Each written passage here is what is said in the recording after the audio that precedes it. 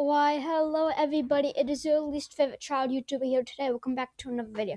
Now today we're going to be looking at the Mrbeast situation again, and with the recent evidence that came out by a former Mrbeast employee, his YouTube channel, I don't remember the name, but you can see it here.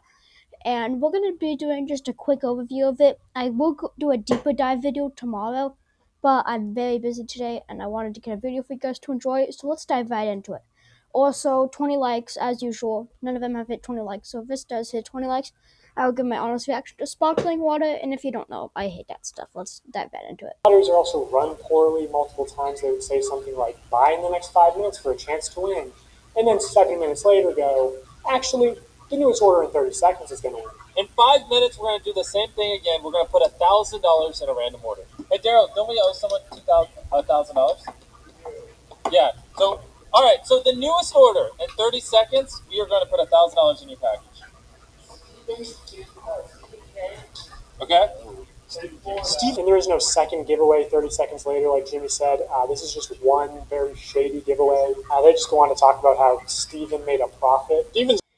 Now, I know that clip may have seemed out of context, but that gives really good information on my first main point of this video, because this video is over 50 minutes long, and I don't think you guys would want to listen to me summing up this whole video. And that was the first main point I saw, was Mrbeast doing scam giveaways where he puts something in and that children can buy something, and he would just kind of like make it up. And then also he did it where like he'd put iPhones in a pinata, and next 5 minutes he would give it to somebody that bought something for free. Never did it. And nobody would notice that because the stream is probably filled up with 7-year-olds that just thought, oh, I'm unlucky, I'll get it next time. And of course, as a child, I would have definitely fallen for 7-year-old me. I would have for sure bought 10 different Mrbeast shirts if my mom had let me, because I'm thinking I could get it myself an iPhone. I mean, who doesn't want an iPhone, man? You could play Angry Birds on that. Sorry for the 7-year-old accent, my bad. But you can just see that's the first main point he made, and that's a really good point. Manipulating his child audience that he knows is majority children.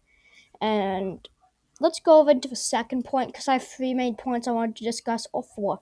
I don't know exactly how many I have, but let's go over to that. Remember Wizza, a sweepstakes company that got exposed as a total scam and shut down? Even Omaze, the charity sweepstakes company, got exposed as a scam and had to shut down in the U.S. Or back in the day, there was Mystery Brand. You remember Mystery Brand? So Mystery Brand is a website where you purchase different boxes with chances of winning things. Take, for example, this women's Christmas box. It costs $15 to open, and you can win the most expensive Los Angeles realty.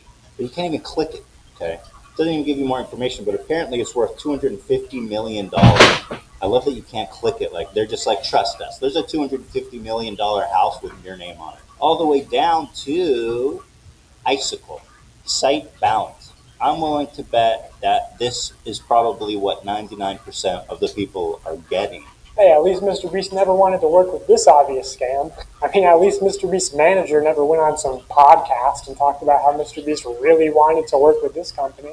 No, what's this? Is there anything you've had to say no to? Yeah, tons. Yeah, so a good example.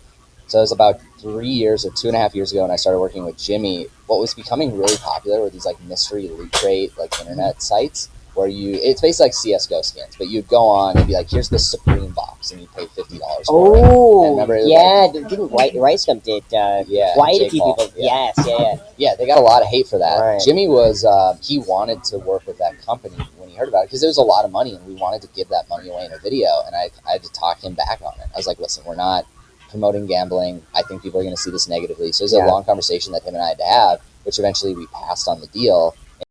Now, I know them wanting to work with a scam company can't be the worst thing, and maybe they're going to use it for good things. Like he had said later in the interview that he said they wanted to use that money to fund videos and film it. But it's like, if Mrbeast wants to do that, and what else is he going to want to do? What else is he going to try to do? And also, after that podcast, he got fired. Actually, I don't know if it was after that podcast or after he said that they shouldn't do it, but he got fired. That manager, yeah, he was fired.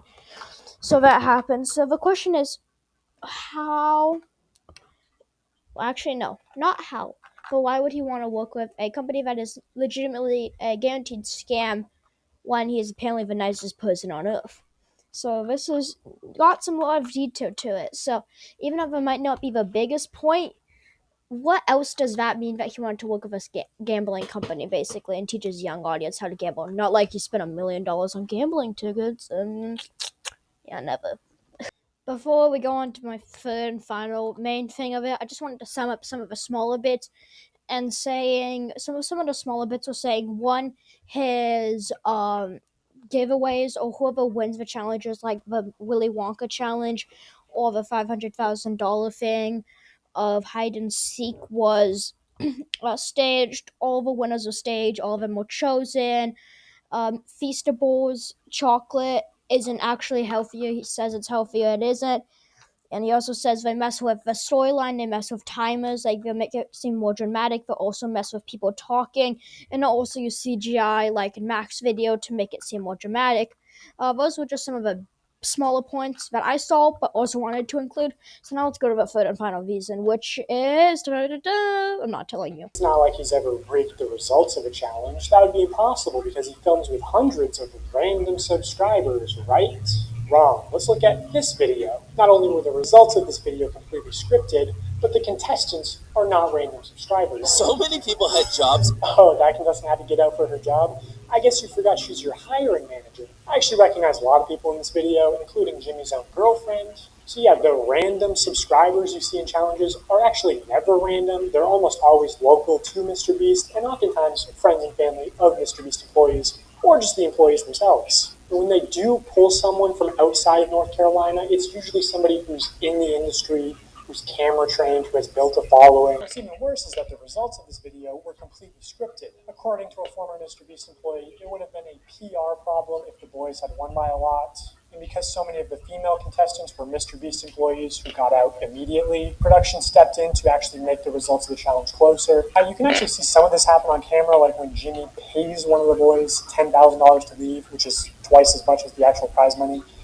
Doesn't make the same offer to the girls. The boys were blowing you out of the water. If I paid the one guy, you got to solve him to leave. Now if you don't win, that was all for nothing. At another point, he gives the girls a camera drone so they would have been able to see how many boys were left. It doesn't work out, but seeing how much they're willing to help them on camera, I'm willing to believe that they did, in fact, help them off camera.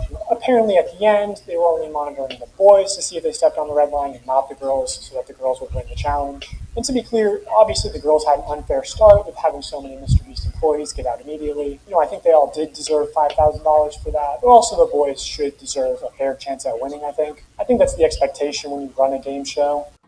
So you can just see there that he has no dignity when it comes to fair reasoning or giving a fair challenge to both contestants. Now, of course, as we had said, the film was would have been blown out of the water, but at least they could make it realistic. Of course, faking content is one thing. Actually, flip that around. Making content for only entertainment is one thing. Faking content for entertainment is another. And that's what Mrbeast did. So, as you can see, Mrbeast is once again not a EDP 445 file, but a absolute fraud. And sadly, that is apparently that's what's true. But it's sad for me and my whole family as we love watching Mrbeast together. So hopefully, even though he's a fraud, the content is amazing. But just wanted to share that to you guys. Sorry for including so much of his video. It was really well made and it gives such well context to it. But I'll end it off there. Bye.